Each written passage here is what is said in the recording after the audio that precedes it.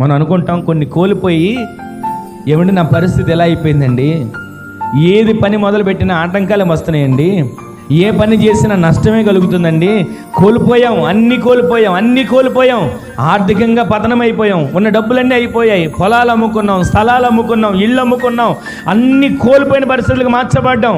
బ్యాంకులో ఉన్నటువంటి డబ్బు అంతా అయిపోయింది, ఇంట్లో ఉన్నటువంటి నగలన్నీ బంగారం తాకట్టు పెట్టేసి ఖర్చు చేసేసుకున్నాం, మా దగ్గర ఏమీ లేదండి, అన్నీ అయిపోయి అనుకుంటున్నాం. కానీ దేవుడు మనలను ఎక్కడ మనం కోల్పోయి ఎక్కడ నిరాశలు ఉన్నామో అక్కడి నుంచే మనం చేయబట్టుకున్న దేవుడు నిలబెట్టునుగాక.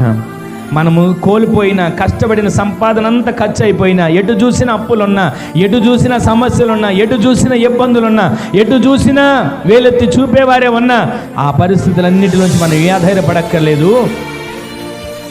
ఆయన మాటలు గతించవు, ఆయన వాగ్దానాలు గతించవు.